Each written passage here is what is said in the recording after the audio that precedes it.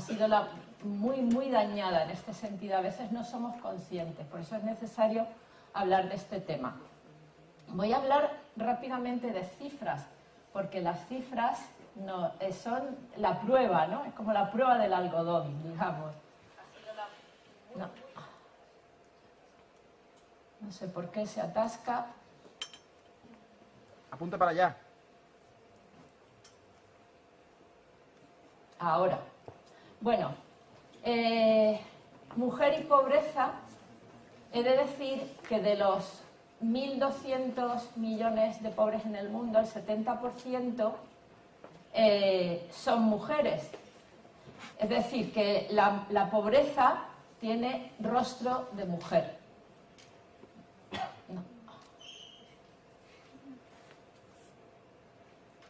No sé qué pasa, pero no.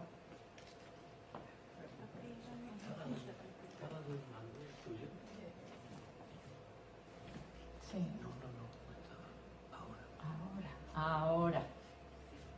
Ahora.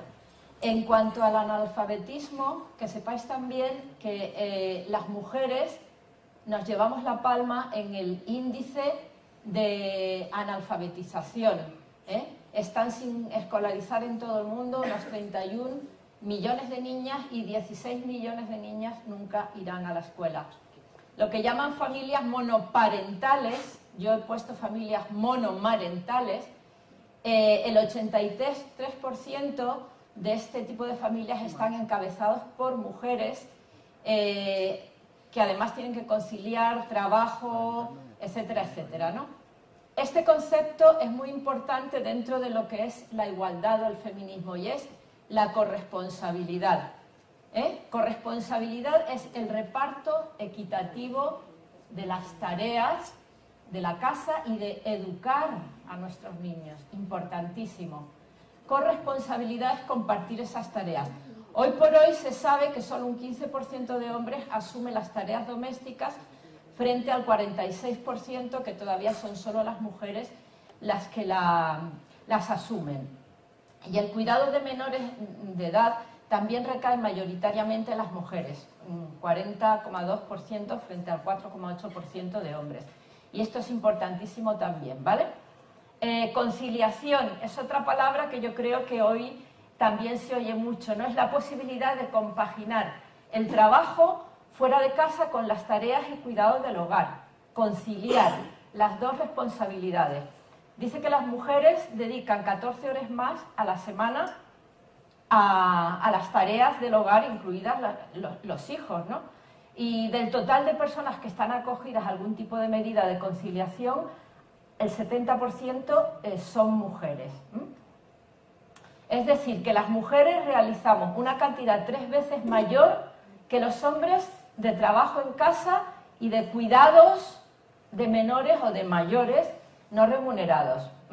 3 veces mayor. Son las mujeres quienes se ven obligadas a reducir normalmente la jornada laboral o a coger excedencias porque necesitamos cuidar o de un mayor dependiente o de los hijos. Lo cual reduce los ingresos de las mujeres, lo cual dificulta la estabilidad laboral. Si tú tienes contratos parciales, tienes que reducir las jornadas, tienes que coger excedencias, eso va a impedir, es que todo es una cadena, ¿no? Que la mujer tenga una estabilidad laboral y que pueda acceder a puestos de mayor responsabilidad, ¿vale? Que esto al final, degenera, bueno, lo tengo más adelante, a lo que es la brecha salarial, la diferencia de salarios, que ahora vamos a ver un poquito, ¿no? Otro detalle, sabéis, no sé si lo sabéis, que hay más mujeres que hombres con estudios superiores, hay más mujeres que hombres y que tenemos mejores expedientes. Yo lo siento, pero las estadísticas dicen eso, que en general las mujeres tienen mejores notas, mejores expedientes. La feminización de los estudios en general contrasta, o sea, la gran cantidad de mujeres que hay, contrasta con la masculinización en el mercado laboral. Hay muchas más mujeres en paro, sobre todo entre los 25 y los 64 años. Y de hecho las tasas de paro, lo que he dicho, ¿no?, han subido, o sea, son superiores para todos los niveles educativos en todas las edades. Las mujeres y la universidad supone el 60% de los estudiantes pero solo el 20% de sus altos cargos. El 60% de los estudiantes universitarios son mujeres, pero solo el 20% ocupan altos cargos en nuestras universidades. Es una cifra pues, que también llama la atención. En Mujer y Ciencia, sabéis que las mujeres en todo el mundo representan un 30% de los investigadores en el mundo, y en España un 25%, por ejemplo, de las catedráticas de universidad y profesoras de investigación, solo un 25%. Bueno, he puesto ahí efecto Matilda, no sé si habéis oído hablar del efecto Matilda, cuando en el Día de la Ciencia, la mujer y la ciencia, el efecto Matilda Electa Jocelyn, no sé si Antonio la conoce, pero te invito a conocerla, fue una mujer protestante, sufragista de la oleada de Seneca Falls, y esta mujer, aparte de ser una feminista dentro del movimiento Seneca Falls, ella luchó en aquel tiempo, porque decía que las mujeres eran invisibles en terrenos científicos, y bueno, también en violencia de género fue una mujer tremenda. Por eso cuando oigáis hablar del efecto Matilda, no more Matildas, ¿no? Es las mujeres, por favor, abramos nuestra mente, nuestros estereotipos, podemos ser matemáticas, científicas, igual que los hombres. Trabajos feminizados, ¿sabéis que hay trabajos feminizados? ¿Sabéis qué quiere decir? Que solo están las mujeres en esos trabajos, o el 90%. Los porcentajes de mujeres en el profesorado, según la enseñanza que imparten, son especialmente elevados en educación infantil. Un 97% en educación infantil, ¿sabéis que son mujeres? ¿Por qué no hay hombres en educación infantil? Mi hijo, que es educador infantil, cuando estudió era él solo en la clase, ¿no? Y creo que sigue siendo por ahí. Bueno, esto venía yo comentándolo antes con María Ángeles. En las escuelas dominicales, no es por nada, pero la mayoría somos mujeres. Necesitamos hombres, referentes en nuestras escuelas dominicales. En educación especial el 81% son mujeres. En enseñanza idioma el 74,8%. Es decir, son los trabajos de limpieza, la mayoría de las mujeres. Entonces, se convierten en trabajos feminizados, son trabajos para las mujeres más precarios y peor pagados, porque hay mayor índice de mujeres. Es triste. Bueno, esto es el tiempo de la brecha salarial, que me lo voy a saltar porque no es un poco largo, pero existe una brecha salarial en España, creo que está ahora en un 25% aproximadamente, ¿vale? Porque oscila un poquito. En cuanto al poder y a las tomas de decisiones, sabéis lo que es el techo de cristal, ¿no? Que hay un momento donde las mujeres en los trabajos se desarrollan, pero hay un momento donde hay un techo invisible, donde es imposible que asciendan de cargos. Entonces, ¿por qué es esto? Pues muchas veces porque eso tienen trabajos parciales, porque existe la maternidad, somos madres, tenemos que dar a luz, tenemos que dedicar más tiempo, y eso va mermando y hay un techo de cristal en que las mujeres no asumen cargos directivos. Dice que el 30% de los mandos directivos están liderados por mujeres en el caso de altos puestos, pero cuando son altísimos cargos solo hay un 5% de mujeres. En España la cifra de mujeres directivas está situada en el 34%, poquísimo. Ahora, sí que tenemos que decir que en nuestro Congreso es uno de los, creo que es el segundo después de Suecia en Europa, con más mujeres parlamentarias. ¡Ole! Pues es algo, un 48% de mujeres, y eso es, pues se ha avanzado, ¿no? Pero a lo que voy es que en todo lo que son toma de decisiones, o sea, no es porque la mujer tenga poder, no es eso, no se trata de poder, pero sí se trata de que nuestros dones, nuestras facultades y nuestras capacidades en sitios de dirección podemos también edificar, beneficiar a otros, pero no se trata ni muchísimo menos de poder. En periodismo, y esto es importantísimo, porque el 30% en las plantillas de medios de comunicación en el mundo y el 24%, en España, y el 24% en el mundo. 100 medios y programas informativos de los más relevantes, solo 25 son dirigidos por mujeres. ¿Qué ocurre? Que al haber tan pocas mujeres en los medios, y bueno, Luego copamos, por ejemplo, las áreas de sociedad de los medios de comunicación, un 80% de mujeres, pero las áreas de política o de economía o científicas hay un índice bajísimo de mujeres, ¿no?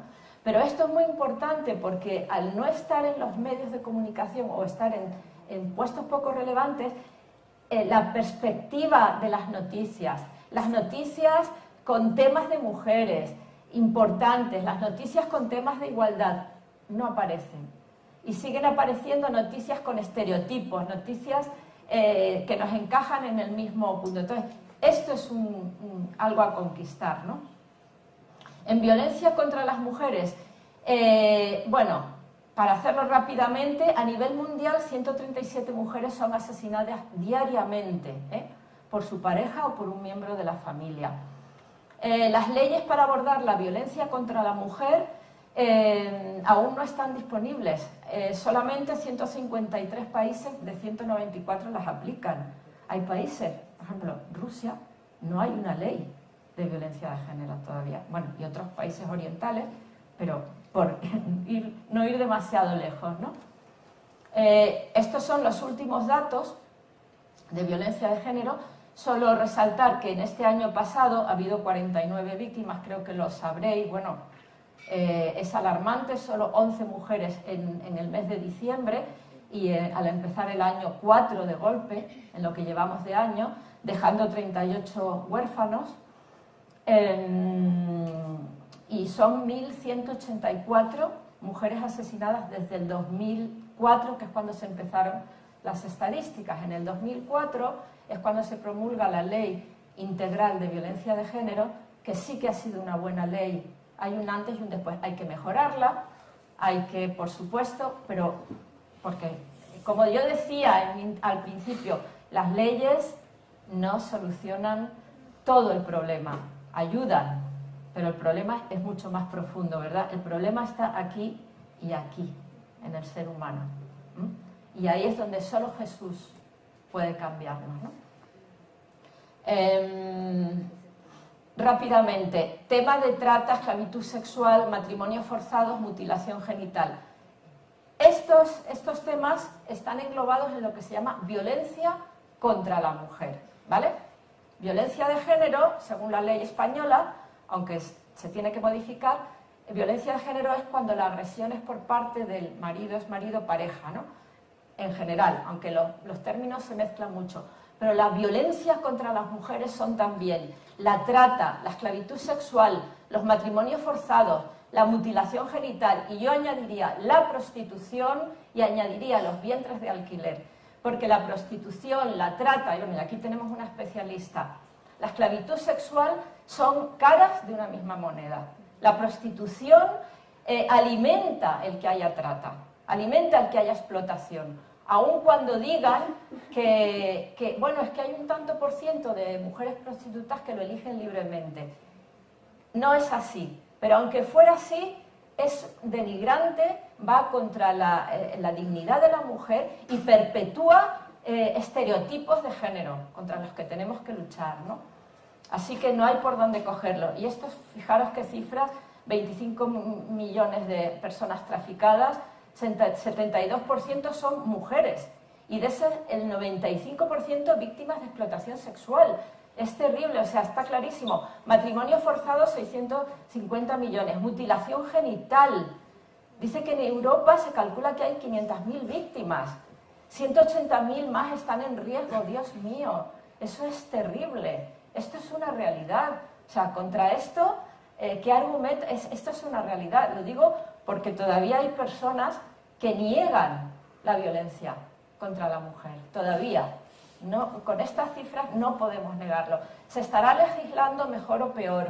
Eso, se ha politizado tanto el tema, pero desde luego nosotros tenemos que tener claro de qué lado estamos, ¿no? Y estamos del lado de Dios, la perspectiva bíblica, la igualdad. Y hay una metáfora, digamos, un símbolo muy importante que se llama iceberg de la violencia de género. Digamos que la violencia, el asesinato, el feminicidio está aquí, en la punta del iceberg, lo que se ve. Pero hasta que llegamos ahí aquí debajo es donde se cuece. ¿Y sabéis lo que hay aquí debajo? Pues hay desigualdad. Todo esto que os he contado ahora es desigualdad. Y ahí es donde se cuecen la violencia, que es la que vemos, la agresión, el asesinato. Aquí hay lo que se llaman micromachismos, que ahora os explico brevemente, roles y estereotipos que encasillan a la mujer y que crean las desigualdades. Y esas desigualdades del día a día son las que al final esto va increciendo hasta que se llega a lo que es el feminicidio, ¿no? Micromachismos son esas actitudes y conductas del día a día que hemos normalizado, no las detectamos y encubren comportamientos y actitudes machistas. Y no somos conscientes.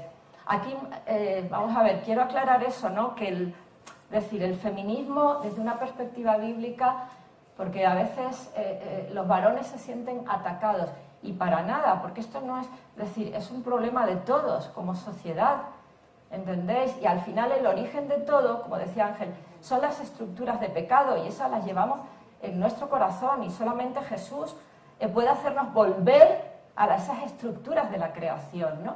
A restaurar esos principios. Entonces, estas actitudes las tenemos normalizadas los hombres y las mujeres. Hay muchas mujeres que tenemos actitudes machistas, ¿no? Y no nos estamos dando cuenta. Es como el que nunca lleva gafas, pues se cree que ve bien, pero cuando le doy la cabeza, va al le ponen las gafas, madre mía, pues esto es parecido, ¿no? Y por eso quiero deciros que es muy importante distinguir, que hablaba yo al principio con lo de Simone de Beauvoir, ¿no? Que introduce el concepto de género. Esto es muy importante que en el ambiente feminista, o sea, entendamos que sexo solo hay dos, porque es biológico, porque es físico, o eres hombre o eres mujer, y es que uno y uno son dos, ¿no? Pero el género se puede entender como los roles, comportamientos, actividades, atributos que una sociedad determinada en un momento dado considera apropiados para los hombres y apropiados para las mujeres, ¿vale? Son realidades que se construyen, pues es la educación, la cultura, la tradición. Entonces, el género pues se construye sobre mitos, roles, estereotipos. Mitos son ideas falsas que se repiten, por ejemplo, la mujer es el sexo débil. Lo repites y al final te lo crees. ¿Somos el sexo débil? A ver, no, hay mujeres muy fuertes, hay mujeres muy débiles, hay hombres muy fuertes, hay hombres muy débiles, ¿verdad? Estoy hablando de un sentido moral, no espiritual, no tanto físico. Físicamente nos diferenciamos, por eso he dicho sexo, porque biológicamente tenemos hormonas masculinas, hormonas femeninas. Las mujeres somos madres y eso es algo que nos va a marcar, a distinguir, y que hay hormonas femeninas que a veces nos vuelven locas y los hombres tienen sus hormonas masculinas, ¿no? Quiero decir que eso, los roles son los papeles que se nos adjudican por tradición, y estereotipos, características de la personalidad. Por ejemplo, los niños son más inteligentes para las ciencias. ¿Verdad o mentira? No, pero eso está influyendo. Ay, no es verdad, tenemos el mismo cerebro. En todo caso, moldeado el cerebro, cuando nacemos, según lo último que yo he leído, que esto es un tema, son iguales, pero sí que al nacer, la educación, el contexto social, el cerebro es muy plástico, y sí que es verdad, las hormonas, pues sí que influyen, ¿no? Los hombres no lloran.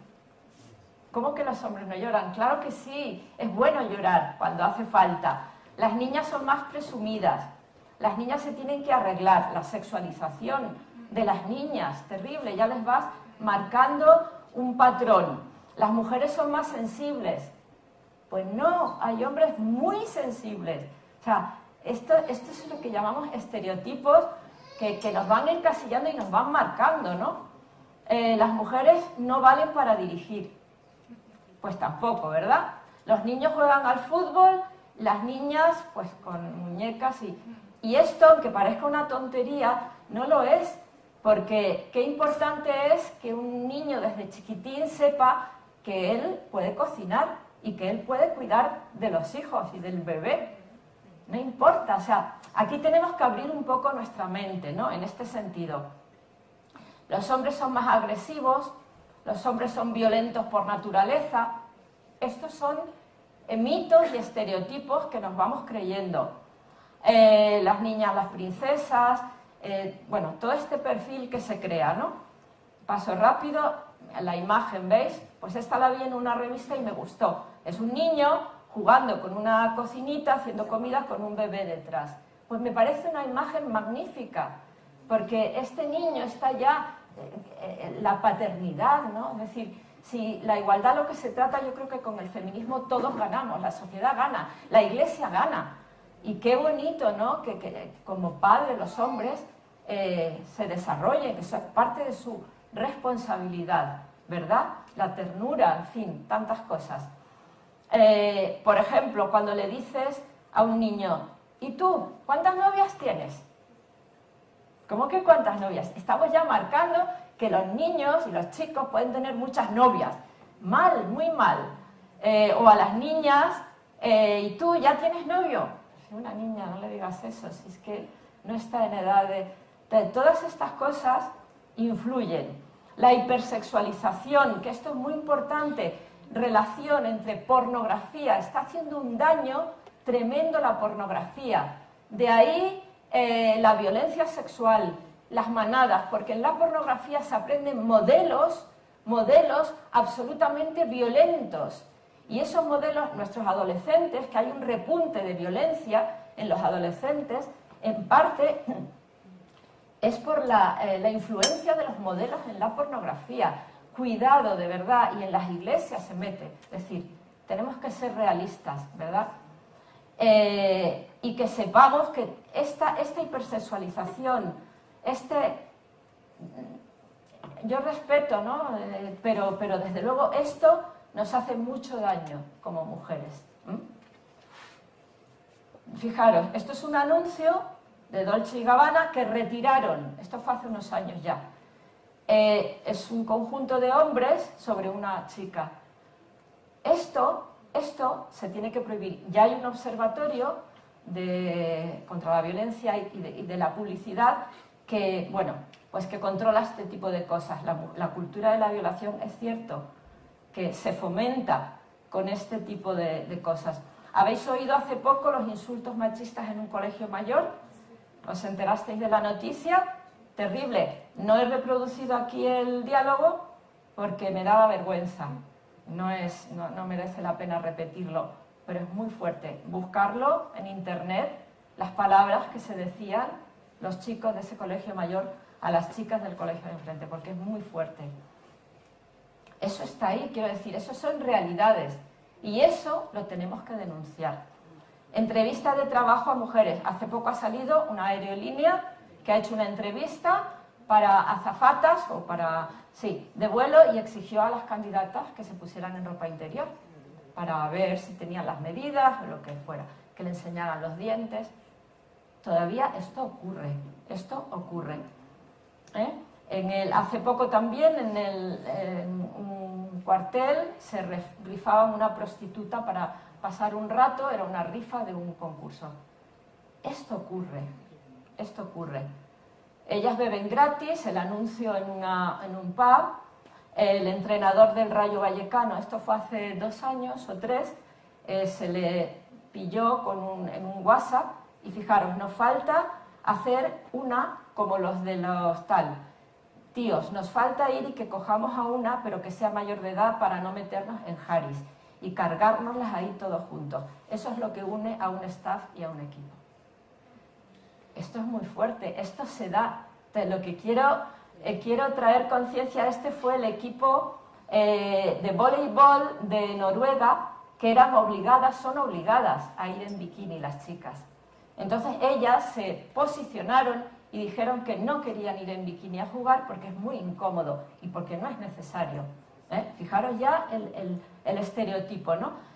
Se negaron, no las dejaron, fueron así con su pantaloncito corto como los chicos y les pusieron una multa que Noruega pagó. Es decir, el Estado lo asumió porque las apoyó, pero el Comité Olímpico les puso una multa. Esto ocurre. Bueno, más ejemplos que he sacado que no me da tiempo, sé que quizá esto os veo muy atentos, o sea que creo que está llegando, porque es que es la realidad que estamos viviendo. Esto fue lo leí en las redes el otro día, un profesor, dice, aún estoy flipando. Buenos días, ¿es usted el padre de fulanito? Sí, soy yo. Llamo del instituto, soy Sergio, el tutor de su hijo. Le quería comentar el resultado de la sesión de evaluación. Ah, no, un segundo, le paso con su madre. Bueno, esto ocurre. Esto también en política, esta es la alcaldesa de Chile y muchas veces en los medios de comunicación, pues a las mujeres le dijo, mira, el entrevistador, mira, mami, la llamó, bueno, sabéis que en Latinoamérica mami es un término cariñoso, como mira, no sé cómo en español, pero sí, eso, algo así.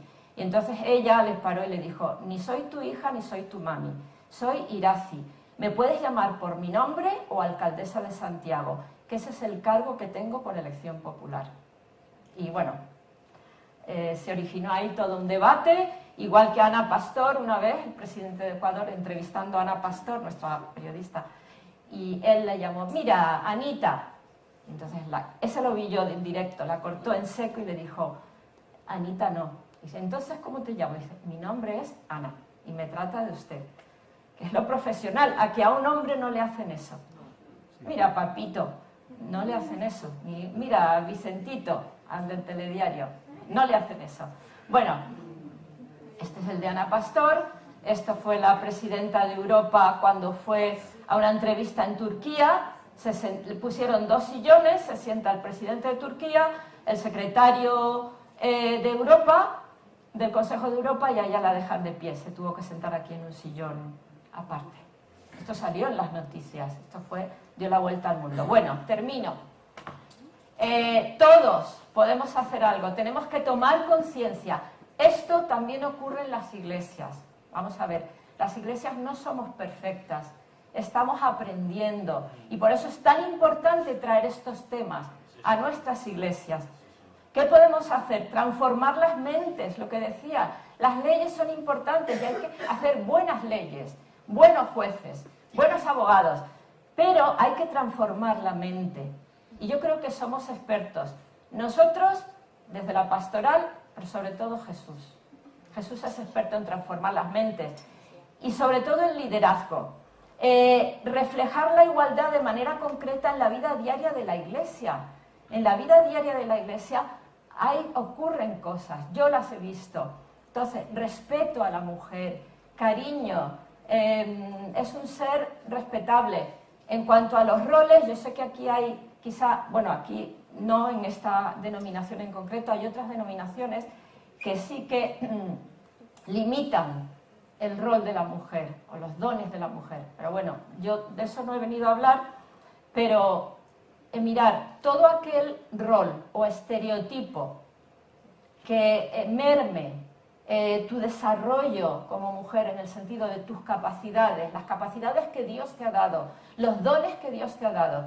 Si un rol o un estereotipo o atenta contra tu dignidad, hay que echarlo fuera, hay que dejarlo. Porque Dios quiere, Dios nos da dones para desarrollar esas capacidades en las iglesias y enriquecerlas también. ¿Vale? Así que estereotipos hay en todas las sociedades, es decir, acuerdos sociales de cómo debemos vestir. Pues hemos llegado a un acuerdo de que la mujer va con falda y el hombre, bueno, por ejemplo. Es decir, hay unos acuerdos mínimos que siempre van a existir y que tenemos que tratar de... o sea, nos hemos puesto de acuerdo en una serie de roles y hay que asumirlos como sociedad, ¿vale? Pero cuando un rol o un estereotipo realmente está mermándote como persona, atentando contra tu dignidad, repito, coartándote en ese desarrollo que Dios te ha dado de tu llamamiento, de tu vocación, párate y plantéatelo, porque eso no es de Dios. ¿Me entendéis? No sé si lo he dejado claro, ¿no? Hay cosas que tenemos que asumir. Por ejemplo, una entrevista de trabajo, es que, bueno, pues yo voy vestido, o sea, pues hay unas normas mínimas como sociedad que siempre van a existir. Pero cuidado con aquellas que te hacen el daño que te he dicho, ¿no? Y por último, tenemos que revisar la presencia de todos estos temas relacionados con el género, con la mujer, en nuestras enseñanzas. Los temas sobre igualdad deben ser discutidos, enseñados, debatidos abiertamente en las iglesias, sin poner, sin taparlos, hay que hablarlos, hay que enseñar, hay que formar, hay que sensibilizar. Y ese es el trabajo y el reto que tenemos en las iglesias. Y el tema de la violencia de género tenemos que ponerlo sobre la mesa también en las iglesias. Tenemos que ponerlo sobre la mesa, tenemos que afrontarlo y tenemos que saber que hay que ir a la raíz. Y la raíz son todas estas desigualdades del día a día, todo esto que os he enseñado. ¿Qué podemos hacer? Primero, verlo, detectarlo. Segundo, denunciarlo con valentía. ¿Sabéis quién fue, para mí, el hombre más valiente de la historia después de mi esposo? Jesús. Jesús de Nazaret. Porque él se enfrentó a toda una clase, un estamento, una clase religiosa para dignificar a las mujeres. En parte, eso le llevó a la cruz. Y él fue el gran defensor que se levantó delante de una mujer adúltera que iban a apedrear, insultándola, medio desnuda, qué humillación, y él se levantó para defender a esa mujer. Quien esté libre de pecado, tire la primera piedra. Así que no tengo más que decir, más que tomemos conciencia, varones, ocupar vuestro lugar. Por favor, varones, ocupar vuestro lugar, porque es necesario, necesitamos a los hombres, ¿a que sí?, en su lugar. Nada más. Buenas tardes.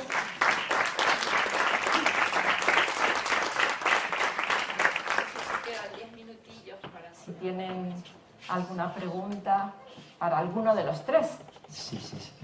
Pues mirad, estamos fuera de tiempo, pero no queríamos tampoco perder esta oportunidad. Así que en 5 minutos, si hubiera alguna pregunta para cualquiera de los ponentes, pues queremos aprovecharlo. Así que abrimos ya. Adelante, Carlos. Sí, buenas.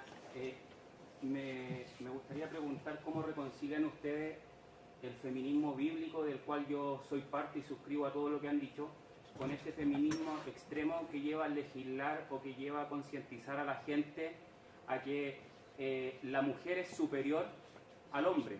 Y se dictan leyes como, por ejemplo, yo estoy súper consciente de que la ley, por ejemplo, que va con la ley de género, de violencia de género, va a apuntar a elevar las penas a aquel hombre que maltrata a la mujer, lamentablemente, pero pone en desmedro a esa mujer, a ese hombre que pueda sufrir también violencia de género, y las penas de castigo no son las mismas. Entonces, entendiendo lo inicial de que tú, por ejemplo, hacías una definición sobre feminismo, que es poner al hombre igual con la mujer, cosa que yo también estoy de acuerdo, cómo ustedes como organización promueven esa igualdad que es bíblica, y cómo se enfrentan a ese extremismo que quiere llevar a la mujer por sobre el hombre. Y la otra pregunta, si tienes tiempo, es cómo ven ustedes el tema de las cuotas de poder, que cosa que en mi opinión va en desmedro de las capacidades propias de la mujer, es como asegurar puestos en la política. Te lo pregunto. Sí. Bueno, la primera pregunta en cuanto a la ley de violencia de género, bueno, lo primero, que lo contrario de machismo no es feminismo, claro, es embrismo, que lo hablábamos ahora hace un minuto aquí. El embrismo sí sería poner a la mujer por encima del hombre, pero como hemos dicho, el feminismo lo que busca es la igualdad. Y en cuanto al tema de la violencia de género, yo creo que la ley está bastante bien hecha, pero sí que es verdad, es decir, ante los asesinatos el elevado número de asesinatos de mujeres y el 0,00% de algún asesinato de hombre, que yo al asesinato incluso dudo que haya vamos a decir maltrato, que no llega al asesinato, creo que la balanza, que la ley merece que protejamos a esas mujeres, ¿sabes? Es decir, no niego que puedan existir casos de que una mujer maltrate al hombre, existen, ¿vale? Pero no es tanto una violencia de género, ¿sabes? Pero que puede existir. Ahora, es el 0,000.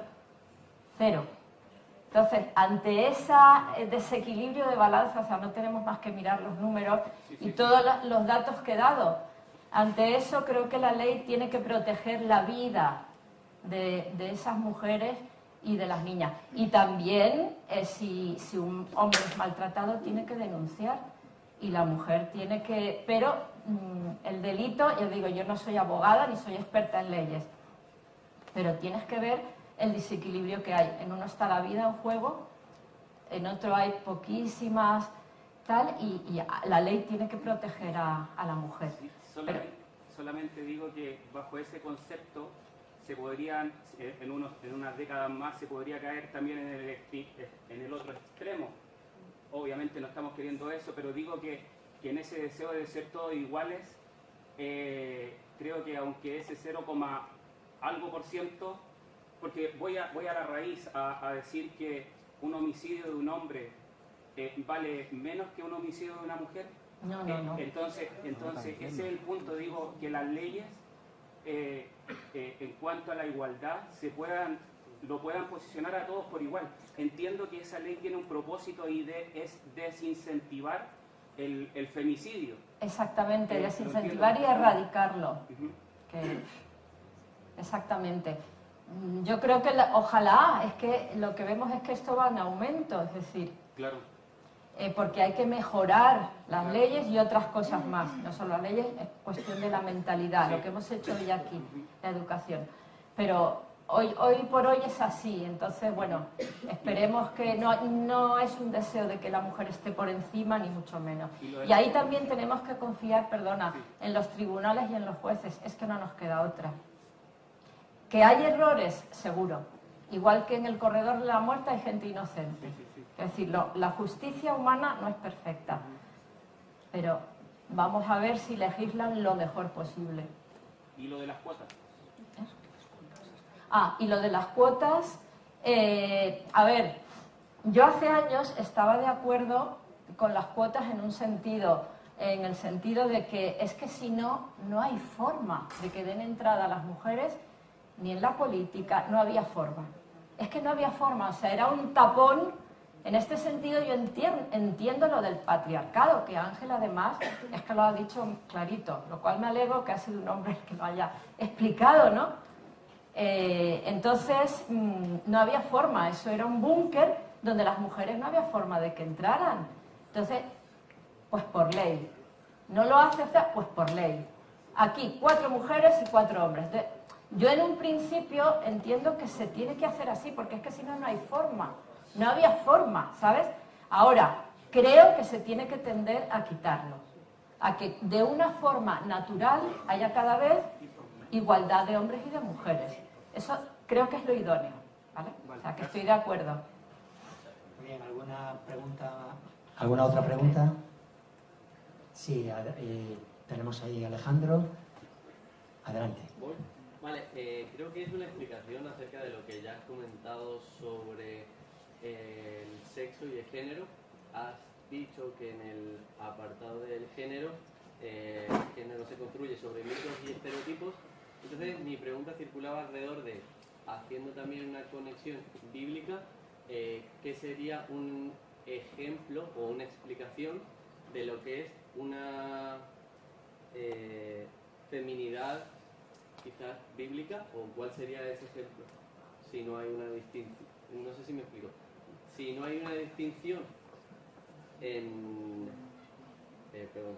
No, yo creo lo que me quieres, creo que entiendo. Es decir, en la Biblia es inspirada por Dios desde el principio hasta el fin, pero sí que en la Biblia hay elementos culturales y hay los roles y estereotipos son de épocas, ¿no?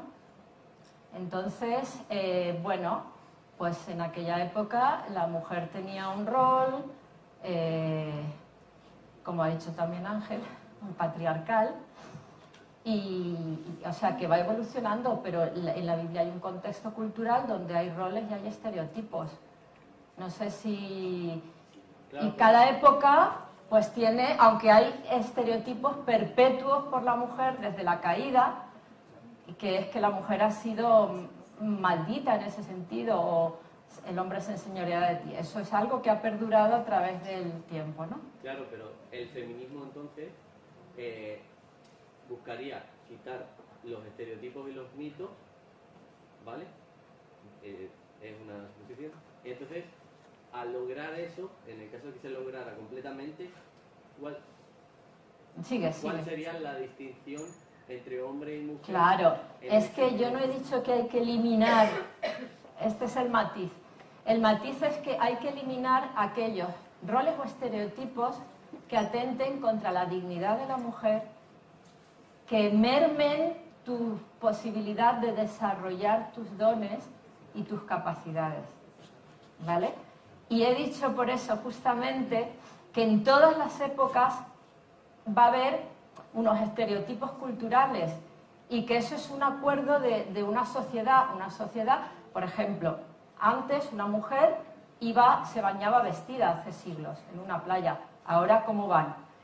Esos son para que entiendas, ¿no?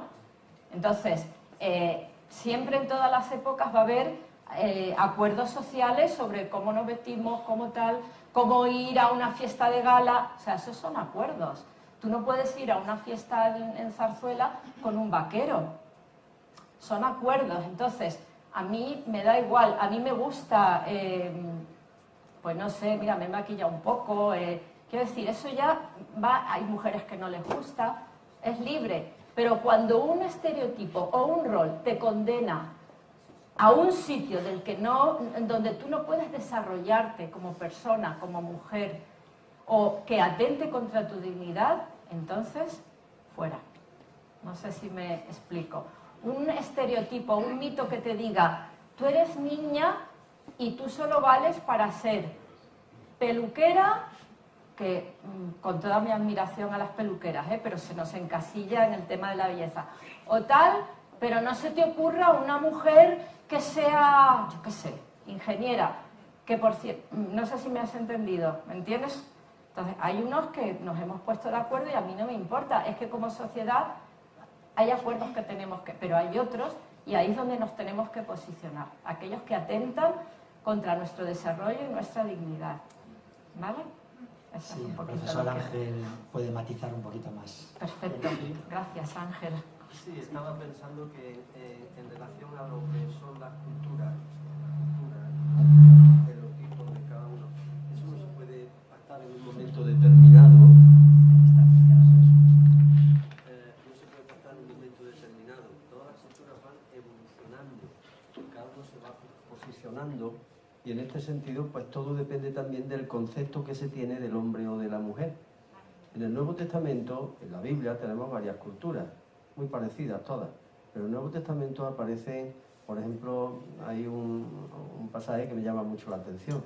Cuando surge el problema de la ayuda a las viudas, a los pobres, en el libro de los Hechos, en el capítulo 6, pues entonces querían que se involucraran los apóstoles y dijeron, nosotros no podemos hacer esto. Buscaos, ¿a quiénes? 7 varones llenos de sabiduría, del Espíritu Santo, de buen testimonio, a quienes encarguemos este trabajo. ¿Por qué varones? Porque estaba muy establecido en la mente de esa cultura judía, pues que estaban en su casa y tal, y no podían estar las mujeres y los varones mezcladas haciendo una serie de trabajos. Hoy día vas a la asociación nuestra o la asociación de comunidad amor cristiano y tal, pues te encuentras allí a una que está una mujer secretaria, el otro que está haciendo, pero están allí presentes todos.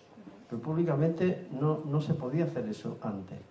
Entonces vamos evolucionando, pero se va evolucionando en la medida que se va cambiando el concepto que se tiene del hombre y de la mujer, de los estereotipos que se van quitando y se van pues estableciendo otras normas de comportamiento, de conducta, que son más acordes con lo que Dios hizo al principio, pienso. Lo demás pues ya sabemos a dónde conduce, ¿no?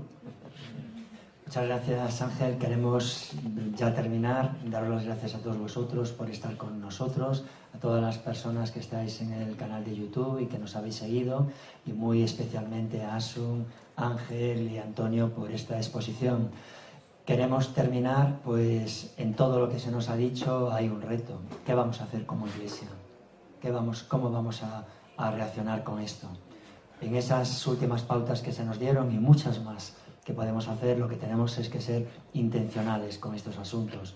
Así que, ¿qué os parece si terminamos pues orando, pidiéndole al Señor que nos ayude como iglesia a ser elementos de cambio, elementos de igualdad, volver otra vez a la palabra, al fundamento de la palabra? Si queréis poneros de pie, le voy a pedir al pastor Juan Carlos